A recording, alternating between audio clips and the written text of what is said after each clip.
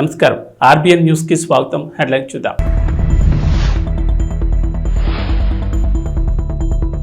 కమనీయంగా జరిగిన 7 వారాల శ్రీ కళ్యాణ వెంకటేశ్వర స్వామి వారి వార్షిక కళ్యాణం.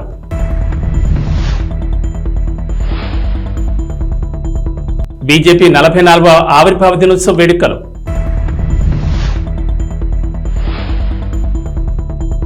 యాడికి మండల కేంద్రంలోని వైసీపీలో నుంచి టీడీపీలోకి చేరికలు. కాకినాడ జిల్లా తునిలోని పెన్షన్ల పంపిణీ ఎన్నికల హీట్ని మరింత పెంచింది. జగన్ తన సొంత లాభాల కోసం వాలంటీర్లను, సచివాలయ సిబ్బందిని వాడుకోవడానికి ఎన్నికల కమిషన్ చెక్ పెట్టింది. ఈ నేపథ్యంలో జగన్ రెడ్డికి భయం మొదలైంది. వెన్నులో వణుకు పుడుతోంది. తన అసమర్థత్వానికి, తన నిరంకుశత్వానికి చంద్రబాబుపై వేలెత్తి చూపిస్తున్నాడు. ఈ రోజున ప్రజలు రోడ్డు మీద నిలబడడానికి చంద్రబాబే కారణమని ఆరోపణలు చేస్తున్నాడు. ఇంటింటికి తిరిగి పెన్షన్లు పంచడానికి ప్రభుత్వ ఉద్యోగుల రూపంలో రకరకాల మార్గాలున్నా జగన్ వాటిని ఎంచుకోలేదు. సాక్షాత్తు సీఎంఏ ప్రజలను ఎండలో నిలబెట్టాడు. నేరం బాబు మీద వేయడానికి, శిక్ష ప్రజల మీద వేసి రోడ్డు మీద నడిపించాడు. ఇక్కడే మరో లోగుట్టు కూడా ఉంది. ఖజానా ఖాళీ చేశారు. బతకడం కష్టంగా ఉన్న వాళ్ళకి ఇచ్చే పెన్షన్ని కూడా శుభ్రంగా భోంచేశారు. టీడీపీ ప్రభుత్వం వస్తే ప్రజలు ఇలా రోడ్డు మీద నిలబడడానికి ఇది టీజర్ అని వైసీపీ అంటుంటే, ఇది ప్రజలను కాపాడుకోవడానికి బాబు చూపించిన నయా ట్రైలర్ అని ప్రజలు అంటున్నారు. ముందుగా పెరుమాళపురం పంచాయతీ పెద్దలకు, గ్రామస్తులకు, టీడీపీ నాయకులకు, కార్యకర్తలకు, అలాగే జనసేన నాయకులకు, జన సైనికులకు, బీజేపీ కార్యకర్తలకు, అలాగే వాళ్ళ సైనికులందరికీ నా నమస్కారం. ఇంత ఘన స్వాగతం పలికిన నాకు మీ అందరికీ నా కృతజ్ఞతలు, ధన్యవాదములు. ఇవాళ రోజున మనం చూస్తున్నాము, ఈ వైసీపీ ప్రభుత్వంలో రోజుకొక ప్రాబ్లం వస్తుంది. మొన్న డ్రగ్స్ ప్రాబ్లం అయితే ఇవాళ pension problem. TDP, Janasena, BJP ముగ్గురం ఉమ్మడిగా కోరింది ఒకటే, ప్రభుత్వాన్ని కోరింది ఒకటి. పెన్షన్ ప్రభుత్వ ఉద్యోగుల ద్వారా, లేక టీచర్స్ ద్వారా, లేక సచివాలయం ఉద్యోగుల ద్వారా పెన్షన్లు ఇప్పించాలి. వాళ్ళ వృద్ధులకి వాళ్ళ ఇంటికి వెళ్ళి మరీ ఇప్పించాలనేది కోరాము. అక్కడ ఖజానా, ప్రభుత్వం దగ్గర ఖజానా ఖాళీ అయితే ఆ నెపం టీడీపీ మీద నెట్టుతున్నారు. ఇది మేము తీవ్రంగా ఖండిస్తున్నాము. మళ్ళీ చెప్తున్నాం, మీరు పెన్షన్ ఇవ్వాలనుకుంటే వృద్ధుల్ని ఇబ్బంది పెట్టకుండా వాళ్ళ ఇళ్లకి తీసుకొని వెళ్ళి మరీ ఇప్పించండి. జై హింద్, జై తెలుగుదేశం. కాకినాడ జిల్లా తుని ఆర్టీసీ కాంప్లెక్స్ ప్రాంతంలో గల 7 వారాల శ్రీ కళ్యాణ వెంకటేశ్వర స్వామి వారి వార్షిక కళ్యాణం కమనీయంగా జరిగింది. తాళ్లూరు జీఆర్ స్వామి వారి మఠాధిపతులు పొడుగు వెంకట సత్యనారాయణ ప్రసాద్ ఆచార్యుల పర్యవేక్షణలో కళ్యాణం ప్రారంభమైంది. చక్కని వేదికపై స్వామి అమ్మవార్లను వేంచింపచేసి శాస్త్రపరంగా కళ్యాణం నిర్వహించారు. ఆలయ అధ్యక్షులు చేపల అప్పలరాజు దంపతులు స్వామివారికి పెండ్లి వస్త్రాలు సమర్పించగా, ఆలయ కార్యదర్శి కేసనకుర్తి సూర్యప్రకాష్ అమ్మవారికి పట్టు వస్త్రాలు సమర్పించారు. కళ్యాణం అనంతరం వేలాదిగా వచ్చిన భక్తజనులందరికీ ఆలయ కమిటీ అన్నప్రసాద వితరణ చేసింది. లోక కళ్యాణార్థం ప్రజలందరూ బాగుండాలని, పశుపక్షాదులు బాగుండాలని ఈ పంచమ వార్షిక కళ్యాణం ఘనంగా నిర్వహించారు.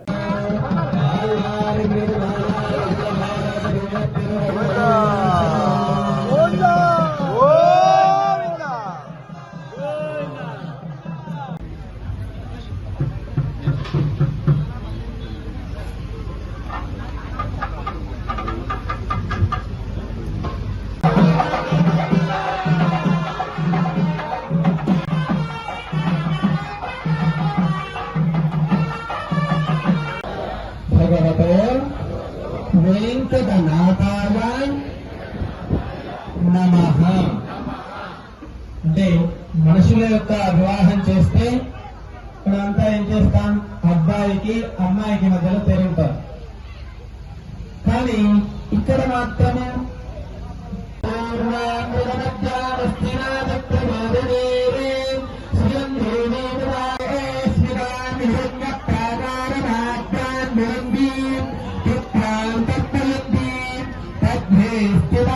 బెల్లంపల్లి పట్టణంలో బీజేపీ 44వ ఆవిర్భావ దినోత్సవ వేడుకలను జిల్లా ప్రధాన కార్యదర్శి పట్టికృష్ణ ఆధ్వర్యంలో ఘనంగా నిర్వహించారు.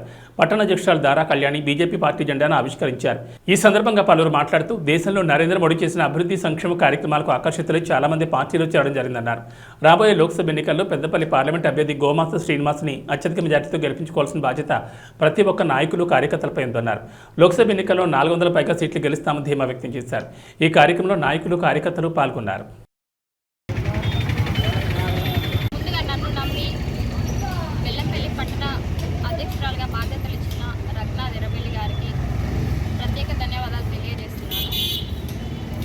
జాతీయ పార్టీ పిలుపు మేరకు, మన జిల్లా అధ్యక్షుడు రఘునాథ్ ఎర్రబెల్లి గారి సూచన మేరకు సందర్భంగా బెల్లంపల్లి పట్టణంలో భారతీయ జనతా పార్టీ జెండా ఆవిష్కరణ కార్యక్రమం జరిగింది.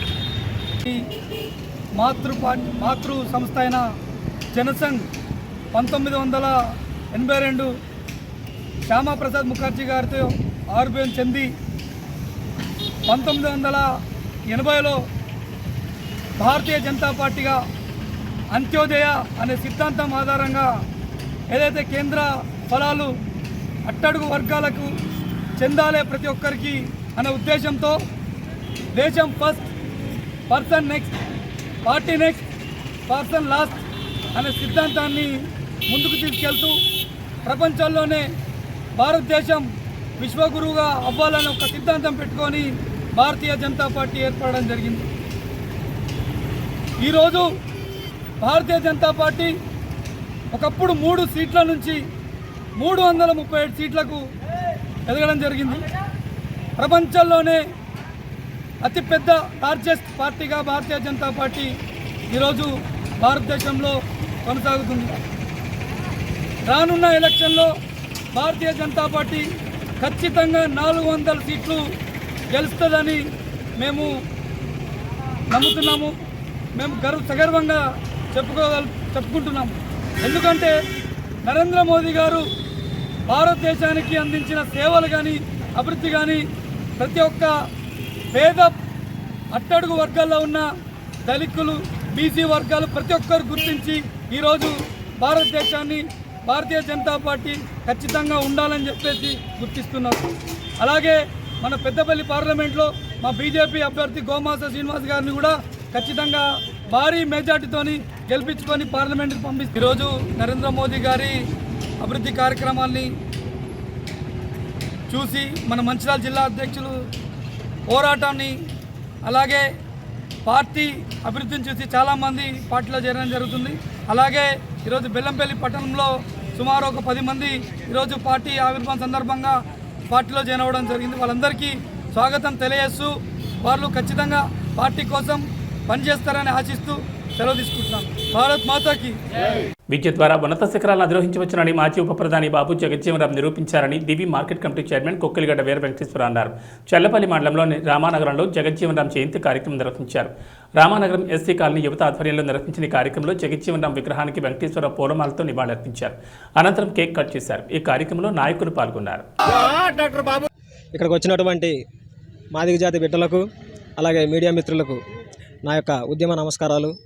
కృష్ణమాదిగ గారి నాయకత్వంలో ఈరోజు బాబు జగజ్జీవన్ రావు గారి 117వ జయంతిని పురస్కరించుకుని ఈ రామానగరం అనే గ్రామంలో బాబు జగజ్జీవన్ రావు గారికి పూలమాలలు వేసి కేక్ కటింగ్ చేసి ఆయనని మా యొక్క ఆరాధ్య దైవంగా ఆరాధించుకోవడం జరిగింది.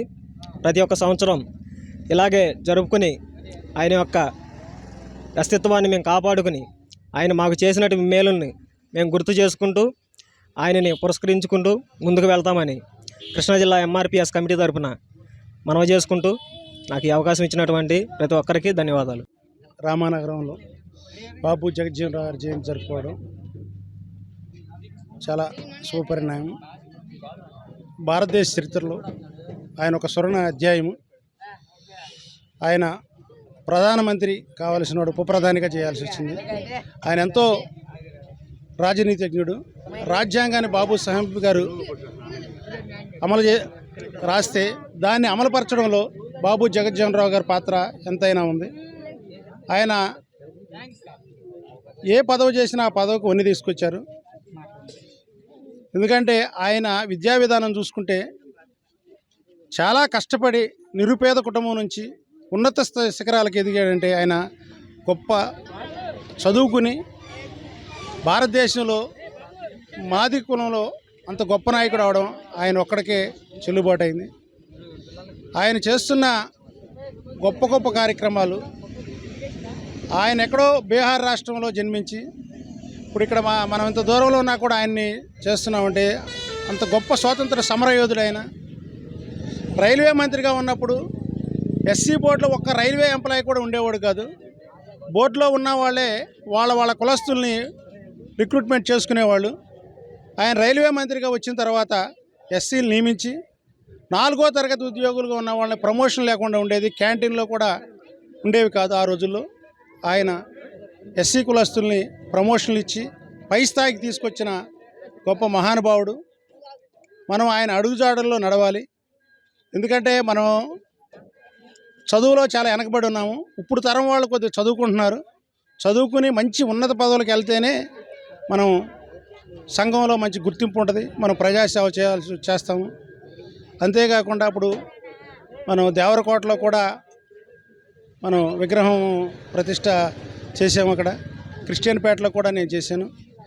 మన వాళ్ళు ఎక్కడున్నా కూడా ఉన్నత శిఖరాలకు వెళ్ళాలని కోరుకుంటూ సెలవు తీసుకుంటాం. దివంగత మాజీ ఉప ప్రధాని జగజ్జీవన్ జయంతి కార్యక్రమాలను పండగ వాతావరణంలో నిర్వహించారు. ఘంటసాల మండల పరిధిలోని దేవరకోట గ్రామంలో జగజ్జీవన్ విగ్రహానికి గ్రామస్తులతో కలిసి దివి మార్కెట్ కమిటీ చైర్మన్ కొక్కిలిగడ్డ వీర వెంకటేశ్వరరావు పూలమాలతో నివాళులర్పించారు. ఈ కార్యక్రమంలో పలువురు పాల్గొన్నారు. బాబు జగజ్జీవన్ రావు గారు జయంతి సందర్భంగా దేవరకోటలో విగ్రహంకు పూలమాలలు వేసి నివాళులు అర్పించడం జరిగింది. ఆయన మహానుభావుడు. రాజ్యాంగంలో రాసిన బాబాసాహెబ్ అంబేద్కర్ రాసిన రాజ్యాంగాన్ని ఆయన తూచా తప్పకుండా ఎస్సీ సామాజిక వర్గానికి, మాది కమ్యూనిటీకి కానీ బీసీలకు కానీ ఈ వర్గాల వారి కోసం ఆయన పాటుపడ్డారు.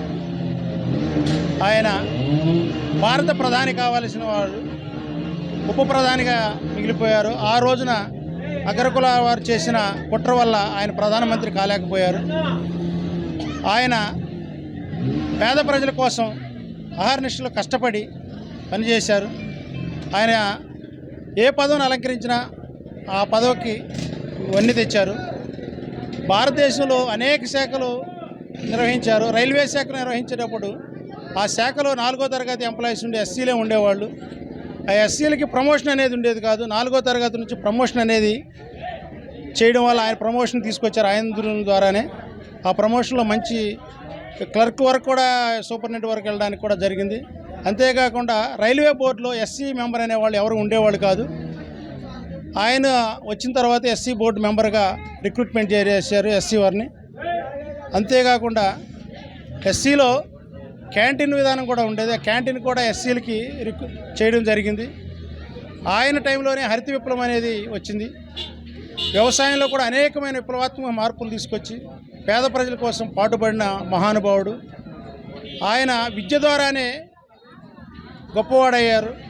ఎందుకంటే మా తోటి కోస్తున్న అందరూ కూడా మంచిగా చదువుకుని విద్యలో పైకొచ్చి నలుగురికి ఉపయోగపడేటట్లు ఉండాలి. ఎందుకంటే ఎస్సీ సామాజిక వర్గంలో వెనకబడిన వర్గం ఏదైనా ఉందంటే మాది కమ్యూనిటీ ఒకటే. దీనికి ఆయన కృషి చేశారు. ఈ టైంలో అందరూ బాగుండేది. ఇప్పుడు అందరూ కూడా చదువుకొని మంచి ప్రయోజకులయ్యి ఆయన ఆశయాలకు తోడుగా ఉండాలని కోరుకుంటూ సెలవు తీసుకుంటారు. ముఖ్యమంత్రి జగన్మోహన్ రెడ్డి మళ్లీ అధికారంలోకి రావాలని ప్రజలు కోరుకుంటున్నారని అవనిగడ్డ ఎమ్మెల్యే సింహాద్రి రమేష్ బాబు అన్నారు. మోపిదేవి మండల పరిధిలోని పెద్ద కల్లేపల్లి గ్రామంలో వివిధ పార్టీలకు చెందిన పలువురు రమేష్ బాబు సమక్షంలో వైఎస్ఆర్ కాంగ్రెస్ పార్టీ తీర్థం పుచ్చుకున్నారు. పెద్ద కల్లేపల్లి 1 గ్రామ సచివాలయ కన్వీనర్ అరజా వెంకటచలపతిరావు నివాసం వద్ద మండల పార్టీ కన్వీనర్ గరికపాటి వెంకటేశ్వర ఆధ్వర్యంలో పలు పార్టీలకు చెందిన 20కి పైగా కుటుంబాల పార్టీలు చేరాయి. కండువాలు కప్పి పార్టీలకు ఆహ్వానించారు. ఈ కార్యక్రమంలో పలువురు పాల్గొన్నారు. రామారావు గారు అట్లాగే తలుపుల సుధాకర్ గారు కమ్యూనిస్ట్ పార్టీ నుంచి, తెలుగుదేశం నుంచి, రాజశేఖర రెడ్డి గారి కుమారుడు జగన్మోహన్ రెడ్డి గారు అధికారంలోకి వచ్చిన తర్వాత చెప్పిన వాగ్దానాలు చెప్పినట్టు చేసి పేద ప్రజలకు ఉపయోగపడేటట్టుగా ఇళ్ళు, తినడానికి తిండి, కట్టుకోవడానికి బట్ట, పిల్లల చదువులు, ఆరోగ్యం జాగ్రత్తగా చూస్తున్నారు. ఈ పార్టీ మళ్ళీ అధికారంలోకి రావాలా, మళ్ళీ జగన్మోహన్ రెడ్డి గారు మంచిగా ఉండాలా, ఈ పేదలందరినీ ఆదుకోవాలా. ఈ అభివృద్ధి అంటే జగన్మోహన్ రెడ్డి గారు చేసింది అభివృద్ధి. మూతపడిపోతున్న గవర్నమెంట్ స్కూల్స్ బాగు చేయటం, ఊళ్ళో ఎల్ఎస్ సెంటర్ పెట్టడం, సచివాలయాలు పెట్టడం, రైతు భరోసాలు పెట్టడం, ఇదంతా అభివృద్ధేను. దాంతోపాటు గడప గడప తిరిగితే ఊరికి సచివాలయం దగ్గర 20 లక్షల రూపాయలు రోడ్లు వేశారు. మెయిన్ రోడ్లు కొంచెం కరోనా మూలంగా ఇబ్బంది పడినా మిగిలిన రోడ్లన్నీ అయిపోయినాయి. అవి కూడా ఇప్పుడు చేసుకుంటూ వెళ్తున్నారు. అన్ని రకాలుగా ఈ ప్రభుత్వం పరిపాలన బాగుందని చెప్పి చేరిన కళ్ళేపల్లి వాసులు అందరికీ పేరు పేరున ధన్యవాదాలు. ఇప్పుడు వైఎస్ఆర్ పార్టీలో చేరిన జనసేన కార్యకర్తలు, అలాగే సిపిఎం నుంచి చేరటం అనేది జగన్మోహన్ రెడ్డి గారు చేసిన పాలన చూసి చేరటమే కానీ ఆయన ఇచ్చే పేదవాడికి అందించిన సంక్షేమ పథకాలు, దాంతోపాటు అభివృద్ధి. దాన్ని చూసి ఇవాళ ఇందాక మనకి సిపిఎం కార్యకర్త, నాయకుడు చాలా గట్టిగా తిరిగేవాడు. అతను బయట ఇందాక మాట్లాడినప్పుడు చెప్తున్నాడు, మరేంటి దీంట్లో ఎందుకు ఆకర్షితుడయ్యావంటే, మేము కోరుకునేవాళ్ళం, మేము రోడ్డు ఎక్కి తిరిగేవాళ్ళం, పేదవాడికి ఇల్లు కావాలి, ఇళ్ల స్థలం కావాలి, ఇల్లు కావాలి, పిల్లల చదువులు కావాలి, ఆరోగ్యం చూడాలని చెప్పి ఎప్పుడు ధర్నాలు ఇవన్నీ చేసేవాళ్ళం ఏళ్ల తరబడి. ఈ ముఖ్యమంత్రి వర్యులు జగన్మోహన్ రెడ్డి గారు వచ్చిన తర్వాత అవన్నీ తీర్చాడు. ఇంకా మాకు ఆ పార్టీలో పని కూడా లేదు. ఆయన చేసే సేవల్ని ప్రజలకు అందే విధంగా నా తోడ్పాటు అందిస్తానని చెప్పడం కూడా మాకు చాలా ఆనందంగా ఉంది. ఇక్కడ మా శాసనసభ్యులు కమ్యూనిస్టువాది, దాంతో ఆయన మరింత బలం ఇంకా చేకూరుతుంది. ఇంకా కమ్యూనిస్టుల నుంచి వచ్చి జాయిన్ అవడం సిద్ధంగా ఉన్నారు. అదేవిధంగా జనసేన అవనిగడ్డ నియోజకవర్గం చూస్తూ ఉంటే జనసేన బలమైందని, అవసరమైతే పవన్ కళ్యాణ్ గారిని పోటీ చేద్దామని ఆశపడ్డాడు. కానీ నిజంగా ఆ పార్టీలో కష్టపడి పనిచేసి పార్టీ ఎంపీగా పోటీ చేసి అదేవిధంగా పార్టీ నడిపించుకుంటూ ఉండే వాళ్ళకి సీట్ ఇవ్వకుండా సడన్గా తెలుగుదేశంలోంచి ఇచ్చి సీటు కోసం వచ్చి జనసేనలో సీటు తీసుకున్న బుద్ధప్రసాద్ గారు వాళ్ళ రాజకీయం చూస్తుంటే వాళ్ళకేమో కానీ రాజకీయాలు ఉన్న మా అందరికీ సిగ్గుగా ఉందని చెప్పి మేము అందరికీ తెలియజేస్తాం. మోపిదేవి మండలం పెద్దకళ్ళేపల్లి గ్రామంలో వైఎస్ జగన్మోహన్ రెడ్డి గారి పాలన చూసి ఇక్కడ ప్రజలు సుమారుగా 20 కుటుంబాలు వచ్చి వైఎస్ఆర్సీపీలో చేరటం, మా సింహాద్రి రమేష్ బాబు గారు కడవకుల నరసింహారావు సమక్షంలో వైఎస్ఆర్సీపీలో చేరి వారు చెప్తున్న విధానాలు చూస్తుంటే జగన్మోహన్ రెడ్డి గారు చెప్తున్నట్టుగా 175 నియోజకవర్గాల్లో వైఎస్ఆర్సీపీ గెలవడం అనేది చాలా చిన్న విషయంగా అనిపిస్తుంది. ఇక్కడ పెద్ద సంఖ్యలో అంటే సిపిఎం నుంచి కానీ టీడీపీ, జనసేన నుంచి అనేక కుటుంబాలు ఇంకా రాదలు రావడానికి మీ వెనక మేము ఉంటామని చెప్పడం చూస్తుంటే ఇక్కడ మా అందరికీ కూడా చాలా ఉత్సాహంగా ఉన్నది. ఇలాంటి పాలనని ఇంకా పెనమడం మేము చూడలేదు. పోరాటాల పట్టిమ చేసిన కమ్యూనిస్టులు చెప్పే విధానాన్ని చూస్తే ఆ రోజున మేము భూమి కోసం, విద్య కోసం, వైద్యం కోసం ఎన్నో పోరాటాలు చేసాం. అలాంటివన్నీ జగన్మోహన్ రెడ్డి గారు ఈ రోజున ఆయన అధికారంలోకి వచ్చి అడగకుండానే చేస్తున్నాడు. అలాంటి ఆయన పాలనలో ఉండడానికి ఇష్టపడుతున్నామని చెప్పి ఈ పార్టీలో చేరడం మా అందరికీ చాలా సంతోషకరంగా ఉంది. ఎందుకంటే సిపిఎం పార్టీ ఒకటి దాని ఉనికిని కోల్పోతున్న పరిస్థితి ఉంది. మా నియోజకవర్గంలో గతంలో ఎమ్మెల్యే గారు ఉన్నప్పుడు, రామయ్య గారు ఉన్నప్పుడు బాగా ఊపు మీద చేశాం. ఆ తర్వాత మమ్మల్ని నడిపించే నాయకుడు లేడు, మేము నడిచేందుకు సిద్ధంగానూ లేవు. ఇంకోటి ఏంటంటే జనసేనతో పొత్తు పెట్టుకున్నారంటే జనసేన బీజేపీతో, తెలుగుదేశంతో టైఅప్ అయింది. అలాగే ఇటు పక్కన మా వాళ్ళు ఏం చేశారు, సిపిఎం కలిసి కాంగ్రెస్తో టైఅప్ అయ్యారు. మాకు తప్పనిసరి పరిస్థితుల్లో ఓటేయాలంటే జనసేన ఒక్కటే కనపడుతున్నటువంటి పరిస్థితి ఉంది. ఈరోజు అది గెలుస్తుంది ఖచ్చితంగా. రాష్ట్రంలో మళ్ళీ అధికారంలో వచ్చేది వైఎస్ఆర్సీపీఏ. చాలా కాన్ఫిడెన్స్గా మేము చెప్తున్నాం. అదే ఈరోజు అందుకే వైఎస్ఆర్సీపీలో రమేష్ గారి సమక్షంలో, నరసింహారావు గారి సమక్షంలో చేరటం అనేది జరిగింది. ఈ రోజుకి నాకు పార్టీ సభ్యత్వం ఉంది. నన్ను సస్పెండ్ చేయొచ్చు కూడా రేపొద్దున. ఎందుకనంటే నేను పార్టీ సభ్యుడిగా ఉన్నవాళ్ళు చాలా విలువ, పార్టీ సభ్యత్వానికి చాలా విలువ ఉంది. పార్టీ సభ్యత్వంలో నేను ఆపేయమని చెప్పాను, డిసెంబర్కి ఆపేయమన్నా కూడా వాళ్ళు ఆపకుండా కంటిన్యూ చేశారు, నువ్వు ఉండాలి అని చెప్పి. అయినప్పటికీ నేను ఉండలేనని చెప్పి ఇప్పుడు వైఎస్ఆర్సీపీలో చేరుతూ ఈ నిర్ణయానికి నేను రావడం జరిగింది. రమేష్ గారికి, నరసింహారావు గారికి, ఇక్కడికి వచ్చిన కార్యకర్తలకి అందరికీ నేను హృదయపూర్వక ధన్యవాదాలు తెలియజేస్తూ, ప్రసిద్ధ పుణ్యక్షేత్రమైన మంత్రాలయం శ్రీ రాఘవేంద్ర స్వామివారి మఠ ఆవరణలో పీఠాధిపతులు శ్రీ సుబుధేంద్ర తీర్థుల ఆశీస్సులతో భక్తులు ఇబ్బంది పడకుండా ఉండడానికి ఏకాదశి సందర్భంగా పలహారాలను తయారు చేశారు.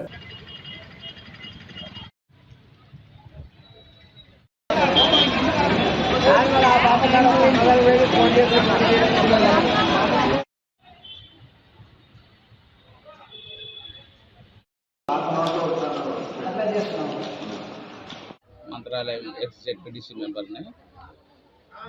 మా వారిది సంస్థ, ఈ సొసైటీ, ఈ పేపర్ ఛానల్ ప్రతి ఏకాదశికి రాఘవేంద్ర స్వామి భక్తులకు సాయంకాలం ఏకాదశి రోజు టిఫిన్ కార్యక్రమం మొదలుపెట్టినారు. ఈ ప్రతి ఏకాదశి ఇదే విధంగా సాగాలని కోరుకుంటారు, దిగ్విజయం చేయాలని కోరుకుంటున్నారు. అలాగే మా వారధి సంస్థకి ప్రతి ఏటా రాఘవేంద్ర స్వామి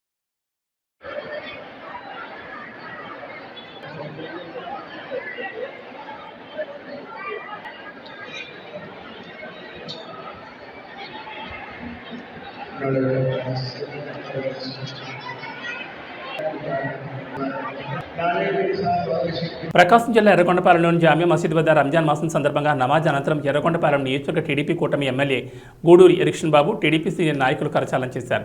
ఈ కార్యక్రమంలో టీడీపీ, జనసేన, బీజేపీ నాయకులు, కార్యకర్తలు పాల్గొన్నారు.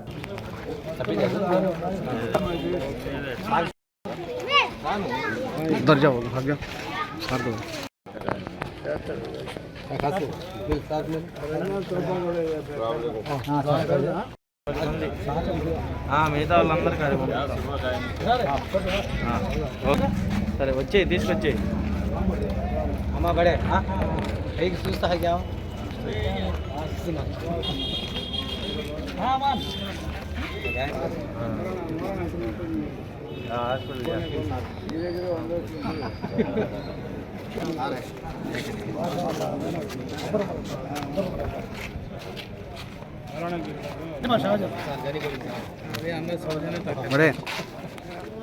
ఫిరోజీ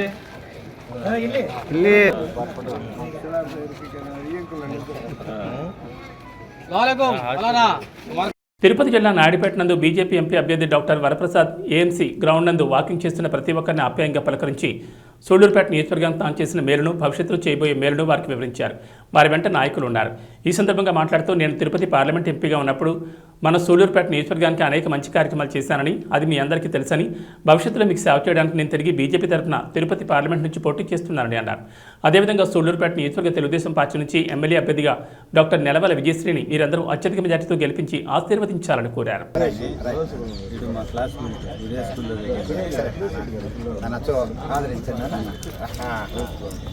బాబు మీరు రండి, విద్యావంతులు మన ఇద్దరం కలిసి కూడా మీరు ప్రభుత్వ ఉద్యోగిగా, ప్రిన్సిపల్గా మా గవర్నమెంట్ కాలేజ్, మా గూడూరు గవర్నమెంట్ కాలేజీ మీరు ఎంతో అభివృద్ధి చేశారు. మీ ద్వారా కూడా సహకారంతో లేదు నాన్న, మీ సహకారంతో మేము చేశాము. ఎందుకంటే ప్రిన్సిపల్ అంటే హెడ్ దానికి మీరు ఆయన కూతురికి విజయసాయి గారు రేపు ఎమ్మెల్యేగా అభ్యర్థిగా తెలుగుదేశం చేపట్టడానికి అవకాశం ఇచ్చారు. నన్ను తిరుపతి ఎంపీగా ఆ బిడ్డని విజయసాయిని నాకు బిడ్డ సమానురాలు, వారిని సూళ్లూరుపేట నియోజకవర్గానికి ఎమ్మెల్యేగా ఉమ్మడి అభ్యర్థిగా తెలుగుదేశం వైపు చేసి అక్కడ మోడీ గారిని ప్రధానమంత్రిగా, ఇక్కడ చంద్రబాబు నాయుడు గారిని ముఖ్యమంత్రిగా చేయమని చెప్పి కోరుతున్నా. ఒకవేళ తెలియని పొరపాట్లు ఏమైనా చేసి ఉండుంటే, ఒకవేళ తెలుగుదేశంలో ఉన్నప్పుడు నేను అనకూడదు ఆ మాట, అనుకుని ఉంటే ప్రజలు నేను కోరుతున్నా. వారు చాలా అనుభవంతులు. వారు చేసింది ఒకటే, ఏమంటే చంద్రబాబు గారు రెండు కళ్ళుగా భావించారు, సంక్షేమము అభివృద్ధి కూడా. అనుభవంతుడు కనుక కేంద్ర ప్రభుత్వం నుంచి కూడా ఇప్పుడు మేము తీసుకొస్తాము. అలాగే ఇక్కడ నుంచి ప్రపోజల్స్ వెళ్ళవలసినవి చాలా ఉన్నాయి. తీర ప్రాంతాల్లో ఎన్నో అభివృద్ధి చేయవలసి ఉన్నాయి. పులికాటి లేకులో ముఖద్వారాలు ఓపెన్ చేయవలసిన అవసరం ఉంది. ఆ రోజుల్లో నేను ప్రతిపక్షంలో ఉన్న అవకాశం లేదు. ఇప్పుడు తప్పనిసరిగా మోడీ ప్రభుత్వం, బీజేపీ ప్రభుత్వం, కేంద్ర ప్రభుత్వంలో వస్తుంది. ఇక్కడ మమ్మల్ని గెలిపిస్తే ఇక్కడ ఎమ్మెల్యే అభ్యర్థులు కూడా చాలా ఎన్డీఏ అభ్యర్థులను తప్పనిసరిగా గెలిపించండి. మేము పని చేయాలంటే అలా రాష్ట్ర ప్రభుత్వం కూడా మాకు అండగా ఉండాలి. అన్ని ప్రపోజల్స్ అక్కడి నుంచే వెళ్ళాలి. సో అందుకే ప్రజలకి భోజనాలు కావాలి, సంక్షేమ పథకాలు వద్దని ఎవరు అంటలేదు. ఆ సంక్షేమ పథకాలు పెట్టాను కదా కనుక రాష్ట్ర సంపద పెట్టి మళ్ళీ ప్రజలకి రాష్ట్ర సంపద ప్రజలకు ఇచ్చేసిన తర్వాత నేను చేసుకున్నాను అంటే ఎవరు తాతగారు సొత్తు ఎవరు పెట్టలేదయ్యా. అక్కడ ప్రజల సొమ్ము తీసుకొచ్చి పెట్టారు. ఆయనేమో అదే డబ్బులు, అదే 2 లక్షల కోట్లు ఉంటాయి ఎవరికైనా కూడా. చంద్రబాబు గారు ఏం చేశారంటే చక్కగా ఆలోచనతో, అనుభవంతో సగం సంక్షేమ పథకాలు పెట్టారు, మిగిలిన సగం అభివృద్ధికి పెట్టారు. మీరేం చేస్తున్నారు? బీసీలు, ఎస్సీలని ఒక ఓట్ బ్యాంక్ లాగా తయారు చేయడానికి అని చెప్పేసి అలా అని చెప్పి తెలియజేస్తున్నాను. ఆదరించండి, ఎన్డీఏ ఉమ్మడి అభ్యర్థుల్ని ఆదరించమని చెప్పి. ఇవి బులెటిన్ విశేషాలు. నమస్కారం.